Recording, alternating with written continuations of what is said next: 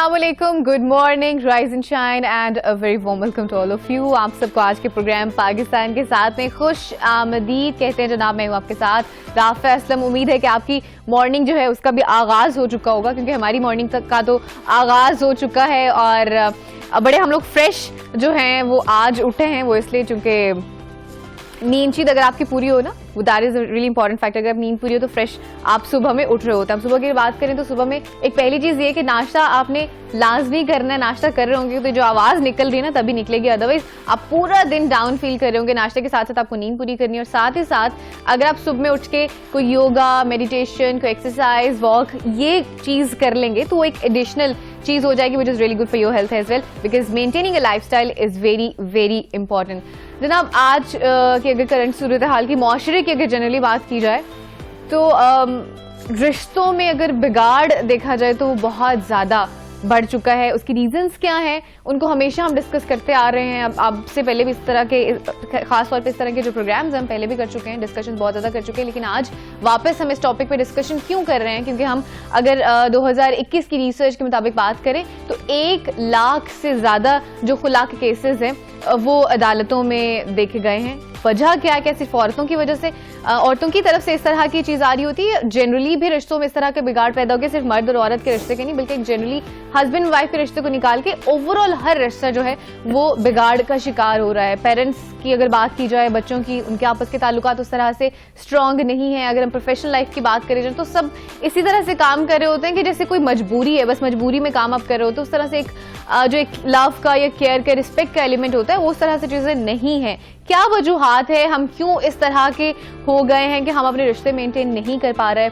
चाहे वो खास तौर पे मियां बीवी का रिश्ता हो या उसके अलावा कोई और भी रिश्ता हो, इन दोनों पहलुओं के हवाले से बात करेंगे। और जब हम बात कर रहे होंगे तो हम साइकोलॉजिकली भी बात करेंगे कि साइकोलॉजिकली क्या इश्यूज चल रहे होते हैं। क्या हमारी कोई पेरेंटिंग में इश्यूज आ जाते हैं? क्या हमारे पेरेंट्स के आपस के कुछ ताल्लुकात ऐसे होते हैं कि बच्चे वही चीज़ अडॉप्ट करते हैं और इन फ्यूचर वही कर रहे होते हैं? कि मुआशरा इफेक्ट कर रहा होता है कि पर्सन की अपनी कुछ एलिमेंट से, सारी चीज़ों के हवाले से डिस्कस करेंगे, साइकोलॉजिकली भी और साथ में इस्लामिक पॉइंट ऑफ व्यू के हवाले से भी डिस्कस कर रहे होंगे कि इस्लाम इसमें क्या कहता है। क्या इस्लाम से दूरी की वजह से भी ये रीजंस हैं, ये जो हमारे सामने चीज़ें आ रही हैं इस वजह से भी हो रही हैं? दोनों हवाले से बात करने के लिए हमारे साथ हमारी बड़ी प्यारी मेहमान अनीसा बंदयाल मौजूद है जो कि माहिर नफ्सियात हैं। उनके साथ हमेशा की तरह जनाब मौजूद है अल्लामा पीर सैयद वसीमुल हसन नकी अल हुसैनी साहब, और जो कि मजहबी स्कॉलर हैं। मैं अपने दोनों मेहमानों को शो में वेलकम कहती हूँ। अस्सलाम वालेकुम। वालेकुम अस्सलाम व रहमतुल्लाह। गुड मॉर्निंग, कैसे हैं आप? ठीक है अनीसा, आप ठीक हैं? सर आप ठीक हैं? ऑल गुड अल्हम्दुलिल्लाह, वेरी वेल।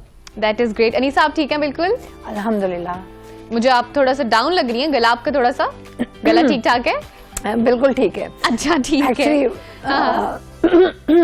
बादाम खाए थे वो गले पे अड़ गए। अच्छा बादाम खाए थे वो, अच्छा ये भी अच्छी चीज है सुबह में एडिंग ऑन, सुबह में नट्स खाना भी is a good thing as well. अच्छा जनाब coming back to the topic, बात करें हम कि क्या वजूहात हैं कि रिश्तों में बिगाड़ पैदा होना शुरू हो गए, खास तौर पे मियां बीवी के रिश्ते की बात करें तो रीजंस क्या हैं डाइवोर्स रेट बढ़ने की? पहले मैं इलामा साहब की तरफ जाना चाहूँगी। इलामा साहब, इस्लामिक पॉइंट ऑफ व्यू से, पर्सपेक्टिव से अगर खास तौर पे हम बात करें तो उस हवाले से बताइएगा कि इस्लाम इस हवाले से क्या कहता है और क्या वजूहात क्या है अगर हम रिलीजियस के पर्सपेक्टिव में स्पेसिफिकली बात करें ये डाइवोर्स रेट बढ़ने की?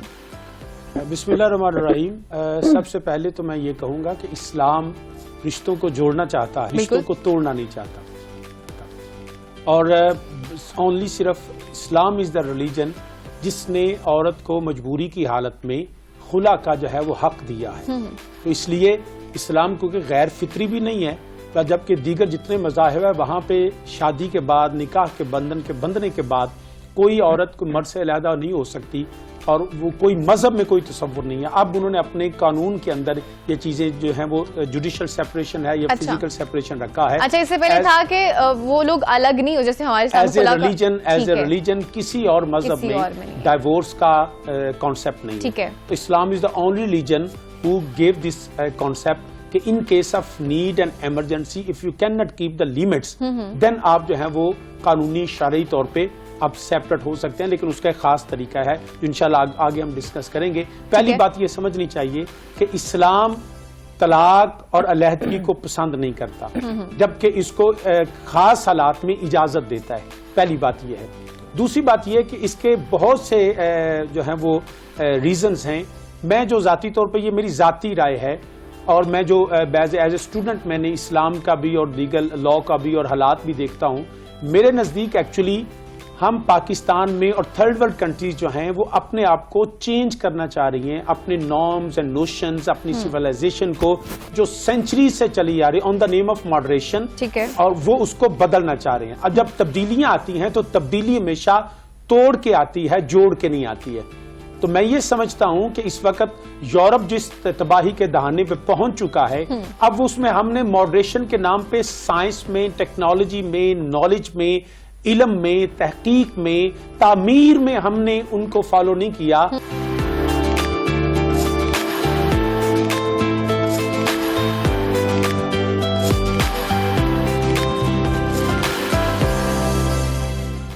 और जनाब, once again welcome back to the show. आपको एक बार फिर से पाकिस्तान के साथ में खुशामदीद कहते हैं।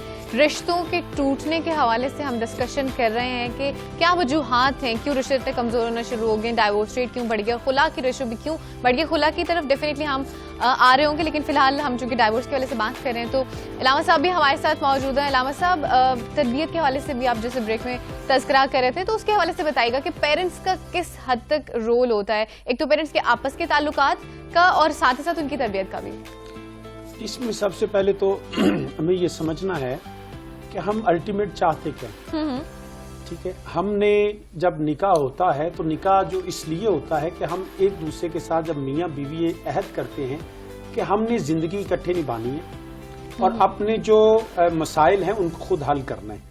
शरीयत ने जो तरीका बताया वो सबसे पहले यह है कि अगर मामला किसी डिस्प्यूट का शिकार हो जाता है, आपस में मिसअंडरस्टैंडिंग्स हो जाती हैं, तो हुक्म ये है डाइवोर्स आखिरी काम है और वो भी नापसंदीदा तरीन काम है। सबसे पहले यह है कि वो आपस में एक दूसरे को समझने की कोशिश करें और एक दूसरे को समझाने की कोशिश करें, अपने आप से बात करें, कोई उस करें। औरत अपने खुल के बात अपने खामद से करे और खामद अपनी खुल के बाद अपने बीवी से करे, ताकि वो अपने एक दूसरे के मसाइल को समझें और अपने कॉमन इश्यूज को अपने सामने रखे जो दूसरे के लिए सेक्रीफाइस। इसमें ना मर्द सिर्फ सेक्रीफाइस करे ना सिर्फ औरत सेक्रीफाइस करे, दोनों को याद रखिएगा। दो घरों से, दो मुख्तलिफ जगहों से आए हुए लोगों को जब इकट्ठा किया जाता है तो दोनों को इस मेंटली प्रिपेयर होना चाहिए कि we are here to sacrifice for ourselves. इसके नतीजे में हमारी जो लाइफ निकलेगी वो एक नई जिंदगी होगी जिसमें फिर दोनों की जो कुर्बानी के साथ बच्चों की एक बेहतरीन जिंदगी निकल के आएगी। तो हमें शादी के बाद अपने लिए नहीं जीना होता, हमें शादी के बाद अपने बच्चों के लिए जीना होता है। अपनी जिंदगी हमारी खत्म हो जाती हैं, फिर जिम्मेदारियां शुरू हो जाती हैं और जिम्मेदारियों को निभाना चाहिए। पहली बात ये, तो हमें आपस में मियां बीवी को बात करनी चाहिए। इन केस अगर मामला हल नहीं हुआ तो फिर शरीयत ने कहा है कि अपने खानदानों के दो बड़ों को आप इकट्ठा करें, वो इस मामले में आके दोनों को समझाने की कोशिश करें। और बदकिस्मती से आज खानदान बजाय समझाने के रिश्तों को तोड़ने की बात करते हैं। वो कहते हैं नहीं नबदी इन दफा कर छाड़ दे और लब जाएगी। वो कहती है तेनू केड़ी लोड़ है, तू इंडिपेंडेंट है, तू कौन को लैक खानी। तो ये जो रवैये होते हैं ये तोड़ने के लिए होते हैं, ये शैतानियत भर देते हैं ज़हनों में। ये नहीं होना चाहिए। इलामा साहब, इस तरह का जो रवैया है ना ज्यादातर अर्बन एरियाज में देखा गया, अगर रूरल एरियाज में जाए तो उस तरह की उस हद तक इस तरह वाली सोच नहीं होती। जी ऐसा ही अब अर्बन से ये देहातों में भी ये सिलसिला चलना शुरू हो गया। हाँ जी, अब ये क्योंकि ये इस नए कल्चर को हम रोकना बड़ा जरूरी हो गया। तो वो होता ही है कि दोनों बजाय खानदान जोड़ने के, वो उनको हमेशा बदकिस्मती के साथ खानदानों के अंदर ऐसे लोग हैं जो इस तरह की मिस्चीवियस क्रिएट करते रहते हैं और उनको जो तोड़ने की कोशिश करते हैं। जेलसी की वजह से उनकी अच्छी जिंदगी नहीं देख सकते। हालांकि रसूलुल्लाह सल्लल्लाहु अलैहि वसल्लम ने फरमाया उन लोगों पे लानत है जो रिश्तों को तोड़ते हैं, अल्लाह की उन पे लानत है। तो ये लोग जब उसके बाद उन खानदानों में से ऐसे पॉजिटिव माइंडेड लोग जो उनको असर और रसूख रखते हो उनके सामने अपना मुद्दा पेश करना चाहिए, वो दोनों की बात सुन के डिसाइड करें। लेकिन उसके बाद भी अगर वो नहीं होता तो फिर हुक्म ये है कि आप जो खामद है, ये इससे पहले की स्टेज ये है कि उसको अपने बिस्तर से अलग कर दे ताकि उनको एहसास हो जाए कि सेपरेशन क्यों क्या कहते हैं। उनके मेंटल और उनकी फिजिकल जो जज्बात हैं वो जब दोनों अलहदा होंगे, तलाक से भी पहले गया कि अपने बिस्तर अलग का हो जाए ताकि उनको एहसास हो कि क्या हम इस तरह जिंदा रह सकेंगे, क्या हमारी जिंदगी गुजर सकेगी, हमारे बच्चों का क्या बनेगा। तो टाइम एक्चुअली सोचने का टाइम होता है कि जब आप अलहदा हो जाते हैं। खानदानों के मामला आए उसके बाद फिर ये कुरान कहता है कि अगर आप इसके बावजूद भी अल्लाह की हदों को कायम नहीं रख सकते। अब अल्लाह की हदें क्या हैं कि आप गुनाह की जिंदगी कि आप मर्द उसके हकूक को पूरा नहीं करता। और ये जो एक हमारे यहाँ पे होता है ना जी, मर्द मार सकता है कुरान पाक ने कहा, इस पे हमारे जो लिबरल्स हैं और जो दीन बेजार तबके हैं वो बड़ी चीखो पुकार, देखे जी इस्लाम ने उसको मारने का कह दिया। हालांकि ये बात मारने का सबसे पहले यह है को मार के ये मतलब नहीं कि डंडा लेकर उसकी टांगे तोड़ दो, वो एक तादीबी कार्रवाई का कुरान ने कहा। और वो तादीबी कार्रवाई भी ये नहीं है कि नमक मिर्च काम है तो बीवी को कुट दो, ये ना बीवी, इस पे नहीं है। वो ये है कि वो उसको जो है वो गुनाह की हालत में बदकारी की तरफ जा रही हो तो उस हालत में है एक्सट्रीम, मतलब जो सिचुएशन है उसमें भी ये है कि तुम जो है वो उसको तादीबन उसकी टांगे तोड़ देना, ये कोई कुरान ने नहीं कहा। उसको हत्ता के मारने से भी उसका ऐसा कि जिस्म पे निशान भी, जिसको आप कहना पुश कर देना, पुशिंग में और मारने में बड़ा फर्क होता है, बहुत फर्क है, ठीक है ना। तो ये पुश का मतलब यह है कि I hate you because not you because of your actions. So ये जो नफरत का इजहार करना जो है ना उसको हम तादीबी कार्रवाई कह लीजिए। तो ये इस्लाम ने कहा है मारने का, फिजिकल जो हमारे जो जानवर की तरह पीटना, इसका उस हालत में भी इस्लाम ने इजाजत नहीं दी है। उसके बाद इस्लाम ने कहा कि आप अगर ऐसा नहीं है तो फिर आप अल्लाह की हदों को कायम रखें। अगर तुम इसको भी समझा के अगर वो बाज आ जाए तो फिर सारी जिंदगी उसको आप ताना भी नहीं दे सकते कि तुमने ये किया था। इस्लाम कहता है नहीं, अगर वो उससे तुम्हारी अतात में आ जाए और ऐसे अमल छोड़ दे तो तुम फिर अपनी जिंदगी गुजारो और पिछले सारे चैप्टर को क्लोज कर दो, बात भी नहीं करनी उस पर। और कुरान तो कहता है, हदीस में तो आता है कि तुम उसको इस बात पे तंग भी नहीं कर सकते, ताना भी नहीं दो उसको, और अपनी जिंदगी तो ये है ना हमारा, उसको अतात में आ गई तो आप अपनी जिंदगी अच्छे तरीके से गुजारो। ये उसके बाद जब खुदा न खास्ता हो इसके बावजूद वो अतात में नहीं आती और वो तुम्हारे राइट्स को वायलेट इस हद तक करती है कि अल्लाह की हदें टूटना शुरू हो जाएं, तुम्हारी नहीं। ये भी एक याद रखिएगा। एक है मेरा मिजाज,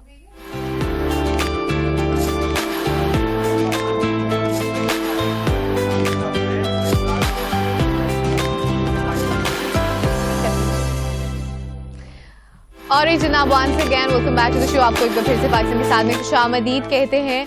हम बात कर रहे थे कि डाइवोर्स रेट जो है वो क्यों बढ़ रहा है, क्या रीजंस है, कैसे खवातीन, जैसे विलाम सभी से पहले डिस्कशन कर रहे थे। खैर हमारी डिस्कशन बढ़ते बढ़ते कहीं और चलेगी, लेकिन coming back to the topic, Anisa भी हमारे साथ मौजूद है। अनीसा, मैं आपसे पूछना चाहूंगी, जैसे अपने 3-4 रीजंस जो हैं वो डिस्कस की कि आप एक तो you not a good listener, आप एक दूसरे को सुन नहीं रहे होते, आप कंप्रोमाइज भी नहीं कर रहे होते, आप समझ भी नहीं रहे होते, मेंटल कंपैटिबिलिटी नहीं होती। ये चंद वजूहात है जिनकी वजह से आपके शायद रिश्ता खत्म भी हो रहा होता है।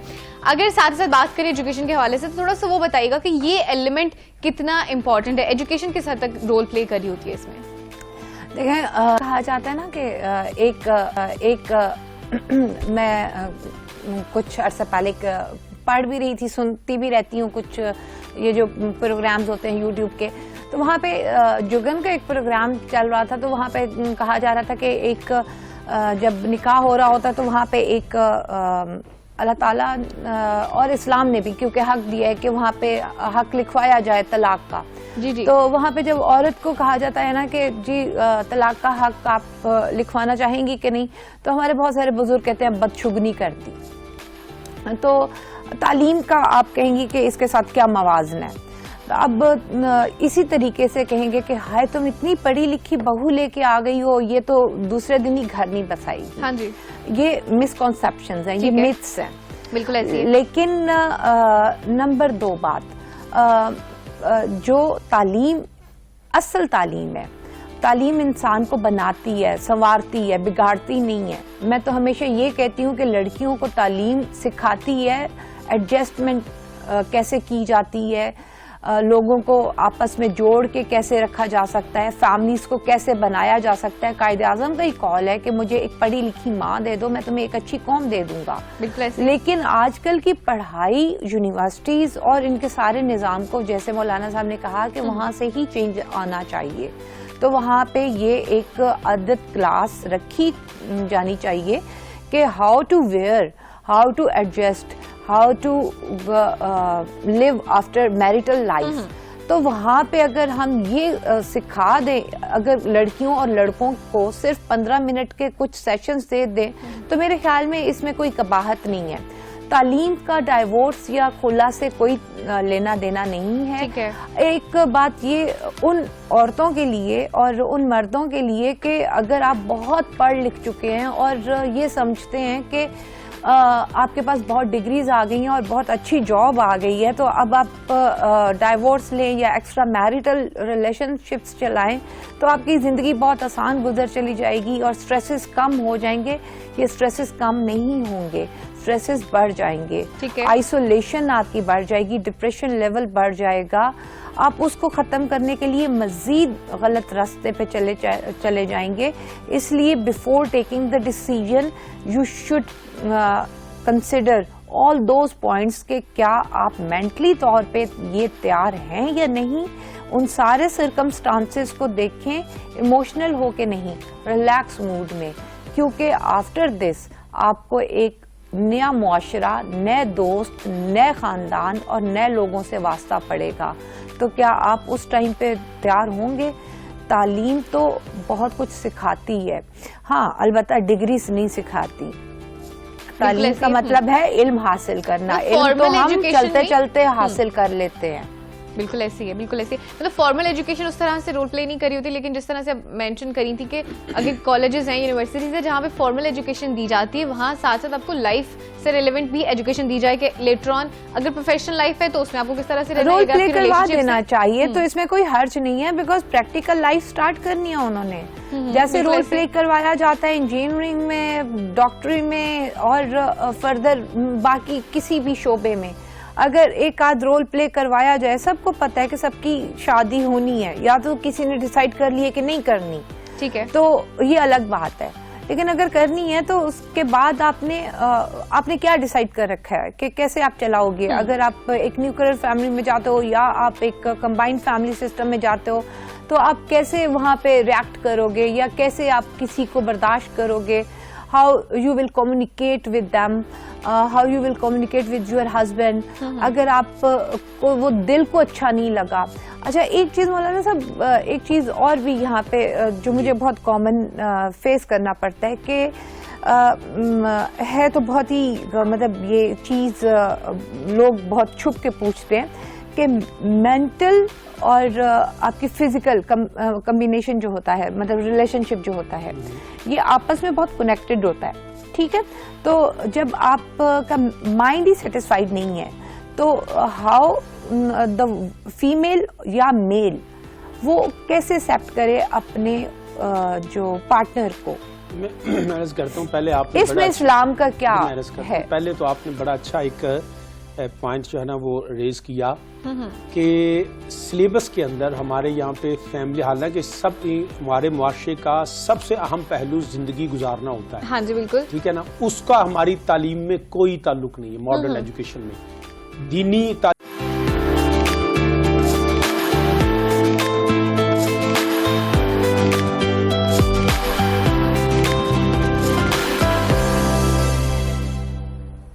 और ये जनाब once again welcome back to the show. आपको एक बार फिर से पाकिस्तान के साथ में खुशामदीद कहते हैं। और जैसे कि आप देख रहे हैं मैंने शॉल ली हुई है, इसका मतलब ये है कि सर्दियां जो हैं आ चुकी हुई हैं। और जब सर्दियां आती हैं, जब कोई भी मौसम आता है, तो मौसम बदलने के साथ साथ उस मौसम के जो फल होते हैं, कपड़े वगैरह तो आपके डेफिनेटली बदल रहे होते हैं, उस मौसम के जो फल होते हैं, सब्जियां होती हैं, वो भी उस मौसम के हिसाब से बदलती हैं। जैसे अगर हम गर्मियों की बात करें तो आम सबको पसंद, किसको मरगूब नहीं होते हैं, सबको पसंद होते हैं। आम खासियत है गर्मियों की, उसके साथ तरबूज की अगर बात करें। इसी तरह सर्दियों पे अगर आए तो सर्दियों के जो फ्रूट्स और वेजिटेबल्स हैं, जैसे बात कर लें हम संतरे की बात कर लें, उसके अलावा मौसमी हो गया और एप्पल, बनाना, ये सारे फ्रूट्स जो कि सर्दियों में होते हैं। साथ साथ गाजर का इस्तेमाल जो है सर्दियों में वो बढ़ जाता है। अगर हम बात करें नट्स की तो नट्स गर्मियों में उस तरह से इस्तेमाल नहीं होते। फिश भी बहुत कम इस्तेमाल होती है, हालांकि चाहिए आपको फिश तब भी होती है, वाइट मीट, लेकिन सर्दियों में इसका इस्तेमाल ज़्यादा हो जाता है, नट्स का भी इस्तेमाल ज़्यादा हो जाता है। इसी तरह से जो सब्जियां हैं वो भी सर्दियों के हिसाब से बदल जाती हैं। जैसे अगर हम खास सब्जी की बात करें आज,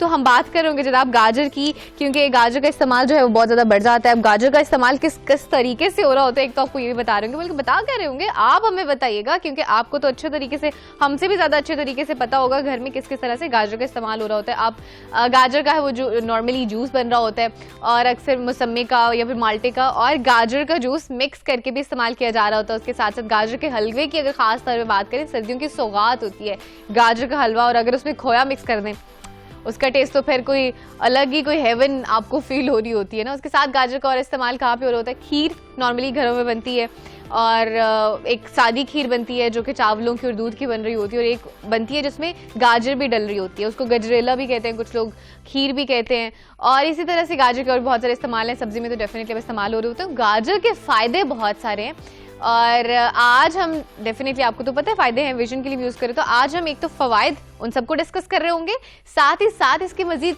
तरीकाकार भी डिस्कस कर रहे होंगे कि और किन तरीकाकार से हम गाजर को इस्तेमाल कर सकते हैं। और इस हवाले से बात करने के लिए दिस इज़ फॉर श्योर कि कोई न्यूट्रिशनिस्ट से बेहतर नहीं हमें बता सकता कि गाजर के फवायद क्या है और उसको किस तरह से इस्तेमाल किया जा सकता है। और हमारे साथ हमारी जो न्यूट्रिशनिस्ट है वो मौजूद है, शिफा अली। मैं शो में वेलकम कहना चाहूँगी। अस्सलाम वालेकुम शिफा। वालेकुम अस्सलाम जी, क्या हाल है आपके? मैं ठीक हूँ शिफा, आप कैसी हैं? अल्लाह का शुक्र है, बिल्कुल ठीक ठाक। अभी गाजरों का इस्तेमाल बहुत ज्यादा कर दिया है कि सर्दियां आ गई है ना?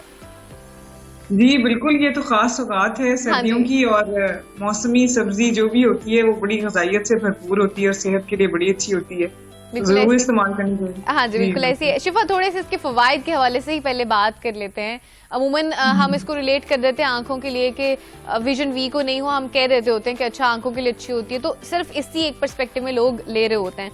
तो और इसके अलावा कहाँ पे इस तरह के इसके फवायद होते हैं जो कि बाकी लोगों को भी नहीं पता है?